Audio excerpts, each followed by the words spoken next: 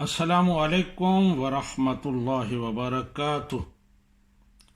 احباب، پیر سید عرفان حسین شاہ صاحب مشہدی، ان کا ایک بیان سامنے آیا ہے جس کا خلاصہ یہ ہے کہ ہم سید عرب النسل ہیں، تم ہندی ہو، دو چار نسلیں پیچھے جائیں تو تمہارے آبا و اجداد سکھ ہوں گے یا کچھ اور ہوں گے۔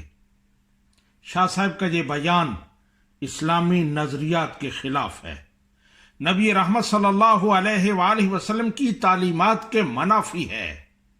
نبی رحمت صلی اللہ علیہ وآلہ وسلم نے ارشاد فرمایا، لا فضل لعربی علی عجمی، کسی عربی کو اجمی پر کوئی فضیلت حاصل نہیں ہے۔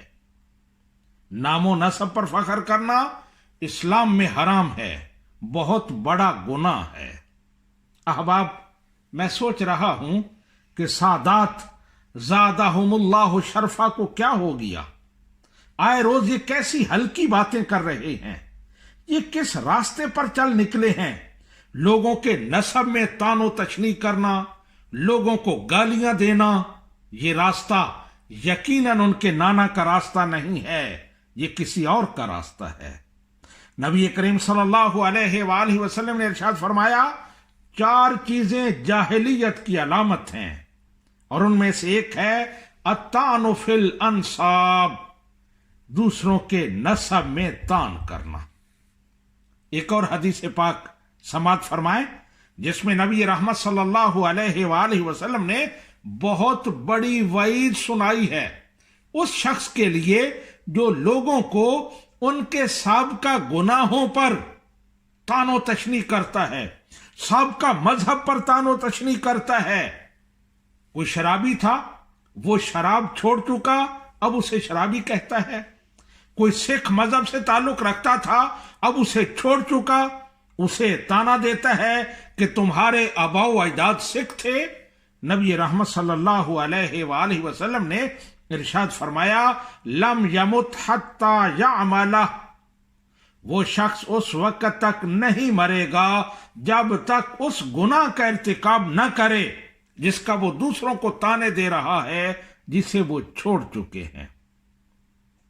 یہ ترمذی شریف کی حدیث ہے اور انٹرنیشنل نمبرنگ کے مطابق اس کا نمبر 2505 ہے۔ احباب، بہت بڑی وعید ہے، اس پر غور کرنا چاہیے سادات کرام کو۔ احباب، میں آخر میں حضرت سلمان فارسی رضی اللہ تعالی عنہ کا واقعہ پیش کرنا چاہتا ہوں، جو نام و نسب پر فخر کرنے والی سوچ کے لیے موت کا پیغام ہے۔ حضرت سلمان فارسی رضی اللہ تعالی عنہ چند لوگوں کے پاس بیٹھے تھے، وہاں خاندانوں کی بات چل نکلی کہ کون کس خاندان سے تعلق رکھتا ہے، کس کا شجرہ نسب کیا ہے۔ ہر ایک نے اپنا اپنا نسب بیان کیا، اپنا اپنا خاندان بیان کیا۔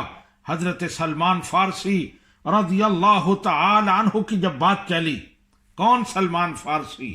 وہ سلمان فارسی جن کے بارے میں نبی رحمت صلی اللہ علیہ وآلہ وسلم نے ارشاد فرمایا، سلمان منا اہل البیت، سلمان اہل بیت میں سے ہے۔ حضرت سلمان فارسی کی جب باری آئی تو انہوں نے یہ حدیث نہیں سنائی کہ مجھے نبی رحمت صلی اللہ علیہ وآلہ وسلم نے اہل بیت میں شمار کیا ہے، میں بھی سید ہوں، بلکہ آپ نے ارشاد فرمایا، انعم اللہ علی بالاسلام فانا سلمان ابن الاسلام، اللہ تعالیٰ نے مجھے اسلام کی نعمت عطا فرمائی ہے، مجھ پر انعام کیا ہے، اب میں سلمان بن اسلام ہوں، میں سلمان اسلام کا بیٹا ہوں۔ جب یہ بات حضرت عمر بن خطاب رضی اللہ تعالی عنہ کو پہنچی، بہت خوش ہوئے، فرمایا، سادہ کا سلیمان نے سچ کہا ہے، ان عمر ابن الاسلام اخل سلمان ابن الاسلام، بے شک عمر بن اسلام سلمان بن اسلام کا بھائی ہے۔ تو یہ حضرت سلمان فارسی کا نظریہ ہے نام و نسب کے بارے میں حضرت فاروق اعظم رضی اللہ تعالی عنہ کی یہ سوچ ہے کہ میں عمر بن اسلام ہوں، میں سلمان بن اسلام ہوں۔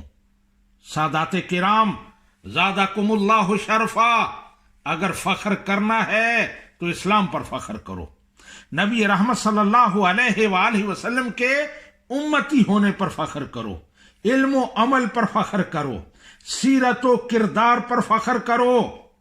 لیکن افسوس کی بات ہے کہ سادات نبی کریم صلی اللہ علیہ وآلہ وسلم کے امتی ہونے پہ فخر نہیں کرتے، بلکہ وہ تو اپنے آپ کو امتی مانتے ہی نہیں ہیں۔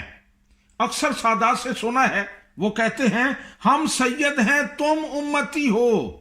امتیوں کی یہ بات ہے، اندازہ لگائیں کتنا خطرناک بیان ہے۔ امتی کے مقابلے میں نبی آتا ہے تو کیا تمام سادات نبی ہیں؟ استغفر اللہ۔ مجھے اپنا لڑکپن یاد آتا ہے جب سادات اسلام پر فخر کرتے تھے، نبی رحمت صلی اللہ علیہ وآلہ وسلم کے امتی ہونے پر فخر کرتے تھے، علم و عمل پر فخر کرتے تھے، اور پھر علماء اسلام بڑی فراخ دلی سے ان کے نسب کے فضائل بیان کرتے تھے۔ لیکن نسب کے فضائل سن کر سادات میں غرور و تکبر پیدا نہیں ہوتا تھا، بلکہ اور عاجزی اور انکساری آ جاتی تھی۔ لیکن اب میں پچھلے 25-30 سال سے دیکھ رہا ہوں کہ سادات اپنا نسب بیان کرتے ہیں ہر جگہ پر، پروگرام کوئی ہو، اس کا عنوان کوئی ہو، شاہ صاحب تقریر میں اپنا نسب ضرور بیان کریں گے کہ ہم سادات ہیں، ہم علی المرتضیٰ کے بیٹے ہیں، ہم سیدہ فاطمہ الزہرا رضی اللہ تعالی عنہا کی اولاد ہیں۔ جو ہمارے ہاتھ چومتا ہے وہی سچا اور پکا مسلمان ہے، اور جو اس معیار پر پورا نہیں اترتا وہ اپنی خیر منائے۔ اب اس کا رزلٹ یہ نکلا ہے کہ علماء نے سادات کے وہ نسب کے فضائل بیان کرنا چھوڑ دیے ہیں، کیونکہ یہ خود بیان کر رہے ہیں، اور اس میں علماء کا قصور نہیں ہے، یہ قانون فطرت ہے۔ ایسا ہوتا ہے کہ جب بندہ خود اپنی عظمتیں بیان کرنا شروع کر دے تو پھر قدرت اس سے ہاتھ اٹھا لیتی ہے۔ حدیث پاک ہے حضرت ابوبکر صدیق رضی اللہ تعالی عنہ کا کسی سے اختلاف ہو گیا، وہ حضرت ابوبکر صدیق کو برا بھلا کہنے لگا۔ حضرت ابوبکر صدیق خاموش تھے، کوئی جواب نہیں دے رہے تھے۔ نبی رحمت صلی اللہ علیہ وآلہ وسلم مسکرا رہے تھے۔ پھر کچھ دیر بعد حضرت ابوبکر کا صبر کا پیمانہ لبریز ہو گیا، خود جواب دینا شروع کر دیے، تو نبی رحمت صلی اللہ علیہ وآلہ وسلم نے منہ پھیر لیا۔ بعد میں جب وجہ پوچھی گئی تو فرمایا جب تک ابو بکر خود جواب نہیں دے رہا تھا اللہ تعالیٰ نے ایک فرشتہ مقرر کر دیا تھا، وہ فرشتہ اس کی طرف سے جواب دے رہا تھا، اور جب ابو بکر نے خود جواب دینا شروع کیا اللہ تعالیٰ نے وہ فرشتہ واپس بلا لیا، وہ فرشتہ دست بردار ہو گیا۔ تو سادات کرام، جب تک تم خود اپنے نسب بیان نہیں کرتے تھے، اس پر فخر نہیں کرتے تھے، اس وقت تک علماء کرام تمہارے نسب کے فضائل بیان کرتے تھے۔ لیکن جب تم نے اپنے نسب خود بیان کرنے شروع کر دیے اور اپنا معمول بنا لیا تو پھر انہوں نے خاموشی اختیار کر لی۔ اللہ تعالیٰ کے قانون کے مطابق اللہ تعالیٰ نے جیسے انہیں روک دیا۔ احباب، صف اول کے سادات میں سے ایک پیر سید عرفان شاہ صاحب مشہدی تھے، جو نام و نسب پر فخر نہیں کرتے تھے، نام و نسب پر تقریریں نہیں کرتے تھے، جب بھی بات کرتے تھے علمی بات کرتے تھے، عقائد اہل سنت بیان کرتے تھے، عوام اہل سنت میں غیرت ایمانی بیدار کرتے تھے۔ لیکن شاہ صاحب کا یہ بیان سن کر بڑا افسوس ہوا کہ اب شاہ صاحب بھی اسی راستے پر چل پڑے، شاہ صاحب بھی اسی رنگ میں رنگے گئے۔ انا للہ و انا الیہ راجعون۔